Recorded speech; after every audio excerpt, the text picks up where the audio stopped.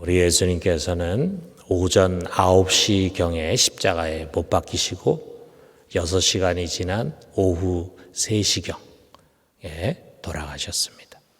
참 이 긴장이 되는 절체절명의 순간에 예수를 중심으로 함께 십자가에 못 박힌 강도들에게 아주 극적인 일이 일어납니다.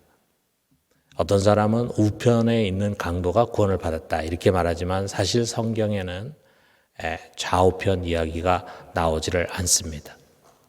둘 중에 한 강도가 지금 십자가 아래서 예수님 비방하고 있는 유대인들이나 또는 로마 군인들과 마찬가지로 예수님을 비방을 합니다. 내가 그리스도라며 그러면 너와 우리를 구원해라 이렇게 말합니다. 이 말은 그리스도는 무슨 그리스도냐, 그리스도가 어떻게 이렇게 무기력하게 죽을 수가 있느냐, 이런 불신에 가득 찬 조소죠. 자, 이 강도는요, 자기 인생의 마지막 순간이잖아요. 그 마지막 순간 정말 자기의 죄를 대신 짊어지고 함께 못 박히는 그리스도를 알아보지 못하고 구원의 기회를 놓치고 말았습니다. 그런데 다른 편의 강도는 놀라운 신앙을 고백하고 있어요. 그는 먼저 자신이 더러운 죄인임을 인정을 합니다. 41절 상반절 보니까 우리는 우리가 행한 일에 상당한 보응을 받는 것이니 이에 당연한 것이고 당연하거니와 우리는 당연히 우리 죄값을 지금 치르고 있는 거다. 자, 이 말은 나는 죄인입니다. 여기 십자가 형벌을 마땅히 받아야 할 극악무도한 죄인입니다. 라면서 자신의 죄를 시인하고 그리고 참회하는 고백이에요. 그러면서 그는 예수님에 대해서는 이렇게 고백합니다. 41절 하반절 보니까 이 사람이 행한 것은 옳지 않은 것이 없느니라 그랬어요. 주님은 지금 이런 십자가에 죽을 이유가 없는 죄 없으신 의인이시다 라고 하는 것을 고백합니다. 그리고 마지막으로 주님께 구원을 간청합니다. 42절에 보니까 예수여 당신의 나라에 임하실 때 나를 기억하소서. 자, 여러분, 당신의 나라에 임하실 때 이런 표현을 쓰고 있잖아요. 이 말은 예수가 그리스도의 왕국, 하늘나라의 왕이심을 고백하는 것이고 그러므로 그에게 자신을 구원할 힘과 권세가 있음을 믿고 자기의 영혼을 의탁하는 거예요.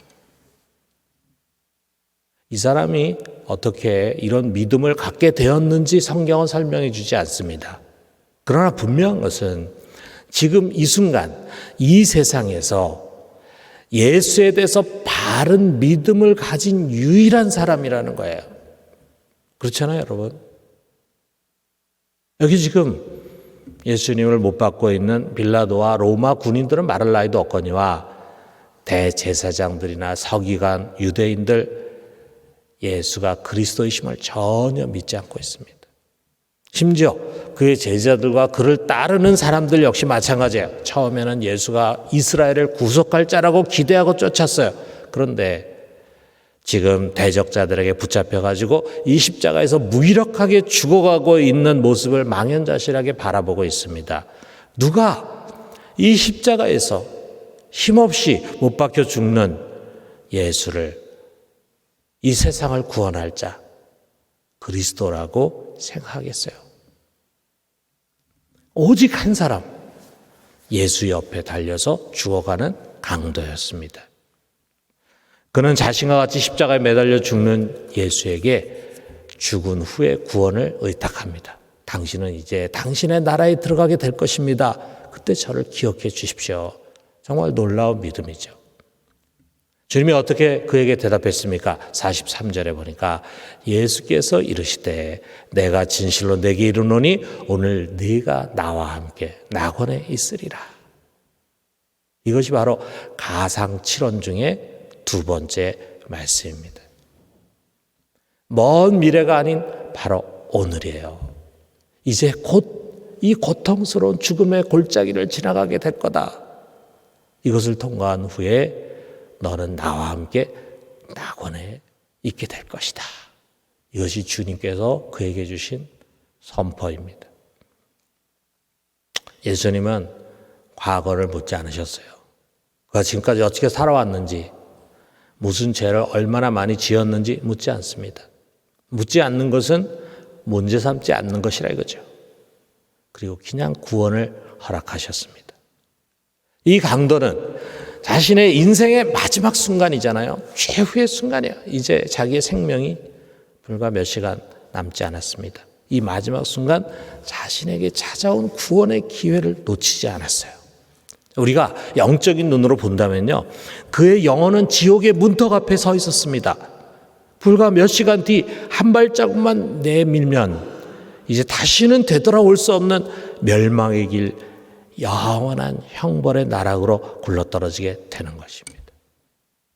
그런데 그 마지막 순간 그의 영혼은 천사들에 의해서 낙원으로 끌려 올려진 것입니다. 자, 골고다 언덕 위에 세워진 세계 십자가에서 일어난 이 극적인 사건, 이것이 우리들에게 무엇을 가르치고 있습니까? 여러분, 저는 지금까지 많은 장례 예배를 드렸어요.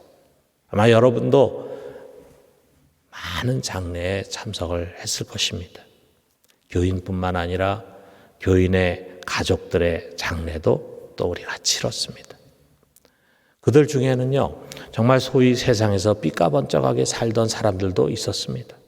재산도 많고 유명인이고 지위도 높고 또 자식들도 잘 키우고 무엇 하나 나무랄 데 없이 살다가 가신 분이에요. 모두가 부러워하는 인생을 살다 가셨죠. 대개 그런 사람들은요, 화환도 수십 개가 돼 통로까지 가득 채웁니다. 조문객도 끊이지를 않습니다. 그런가 하면은 나사로와 같이 아주 불쌍한 삶을 살다가 간 사람도 있어요. 찌들리게 가난하고 평생을 시련과 고난 가운데 시달리다가 좋은 시절 한번 보지 못하고 돌아가신 분입니다. 찾아오는 조문객도 별로 없고 그 흔한 화환 하나도 없는 그런 장례식이에요. 그러나 여러분, 세상을 떠나는 순간 그 모든 것은요, 그냥 한 줌의 흙으로 변합니다. 정말 아무것도 아닙니다. 그들이 모은 재산, 명성, 화려한 경력, 살아온 삶의 자취들, 자녀들, 심지어는 그들이 얼마나 도덕적으로 살았는가조차 마치 파도에 휩쓸려가는 모래성과 같아요. 흔적 하나 남지 않습니다. 여러분, 이 마지막 임종의 순간에 중요한 것은 딱 한 가지예요. 그가 과연 예수를 믿었는가? 그거예요. 천국과 지옥을 믿는 우리 성도들이 누군가의 장례식에 참석할 때 고인에 대해서 잘 모르잖아요. 그런데 그 고인에 대해서 알고 싶은 것은 그의 업적이라든지 그 자녀들이 얼마나 출세했는가 이런 거 아닙니다. 화환이 한 개도 없던 수백 개가 들어왔던 그런 데 관심이 없어요. 우리 믿음의 사람들이 알고 싶어하는 것은 오직 이것입니다. 그는 과연 예수를 누구라고 알고 믿고 고백했는가? 이거예요. 평생 은혜 안에 살면서 주를 섬기고 살았다면 그보다 더 좋은 것이 없죠. 그러나 혹시 믿음이 없이 살았다 해도 마지막 임종 전에 회개하고 돌이키고 예수를 진정으로 믿고 그를 구주로 영접했는가? 오직 이것을 알기를 원합니다. 왜 그렇습니까? 오늘 이 가상칠언 중에 두 번째 말씀이 그것을 말해주고 있어요. 예수님은 이 강도가 어떻게 살았는지 무슨 죄를 지었는지 묻지 않으십니다. 오직 하나, 그의 믿음을 보시고 낙원을 허락하셨어요. 사실 엄밀한 의미에서 보면 저 십자가 아래서 있는 유대인들에 비하면 사실 이 강도는 형편없이 살았죠. 온갖 악행 가운데 살았죠. 그런데 이 한순간의 믿음으로 구원을 받은 것입니다. 그는 평생 실패한 인생으로 살았지만 마지막 성공한 인생으로 끝이 났어요. 극적인 인생 반전입니다. 사랑하는 성도 여러분, 세상에 묻혀서 당면한 현실과 씨름하면서 살아가다 보면은 우리 역시 세상 사람과 크게 다를 바 없이 낙심하기도 하고 근심하기도 하고 때로는 스스로를 실패한 자로 여기기도 하고 내가 잘못한 것이 아닌가 이런 의구심을 가질 때도 있습니다. 그러면서 우리가 너무 자주 우리 속에 심겨져 있는 진짜 진주보배를 보지 못합니다. 여러분, 우리가 이미 예수 그리스도를 나의 주요, 나의 하나님입니다 라고 믿고 고백할 수 있는 것이 얼마나 큰 축복입니까? 이 강도는 지옥의 문턱에서 겨우 구원을 받았지만 우리에게 벌써 그런 믿음이 있다는 것은 정말 놀라운 일 아니겠어요? 만일 여러분에게 분명 그런 고백이 있다면 여러분은 지금 어떤 형편과 처지에 놓여있던 실패한 인생이 아닙니다.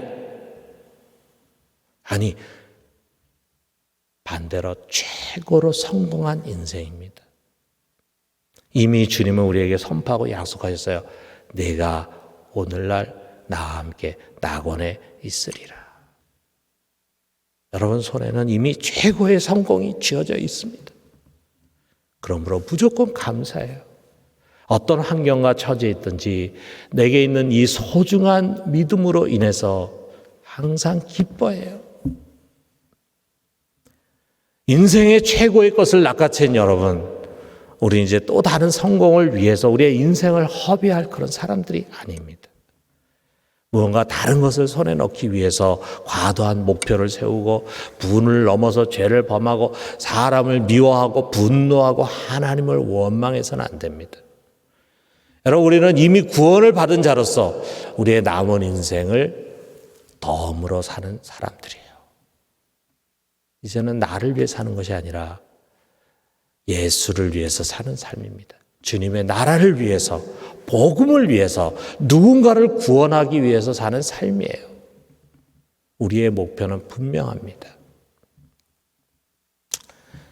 예전에 우리가 제자훈련생들에게 이 책을 읽게 했는데 일곱 집사 사도행전이라는 게 있어요. 자, 이것을 쓴 이재명 집사란 분이 있습니다.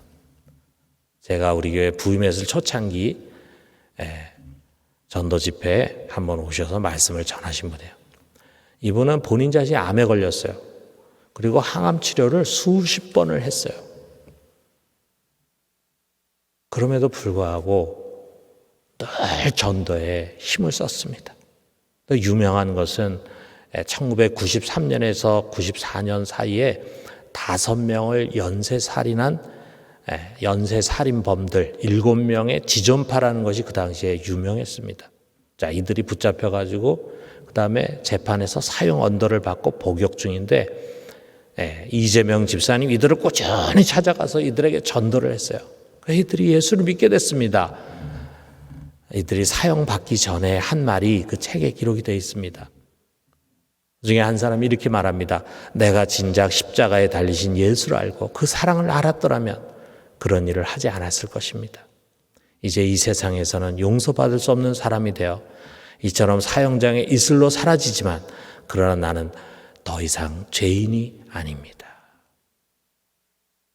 십자가에서 구원받은 강도와 같이 그들은 온갖 죄를 저지르다가 마지막 감옥에서 이재명 집사를 만나고 예수님을 소개받고 예수를 믿고 그 믿음을 붙들고 사형을 당했습니다. 그렇습니다. 오늘 내가 나와 함께 낙원에 있으리라. 오늘도 우리 주님은요, 두 팔을 넓게 벌리고 구원받을 자를 찾으십니다. 우리가 죽은 이후에 영원히 전개될 세계를 진정으로 믿는다면 어떤 값을 치르고라도 우리는 우리의 이웃을 낙원으로 갈 수 있도록 초청해야 합니다. 우리 모두가 이 시대에 영혼을 구원하는 사역자들이 되기를 주님의 이름으로 축원합니다.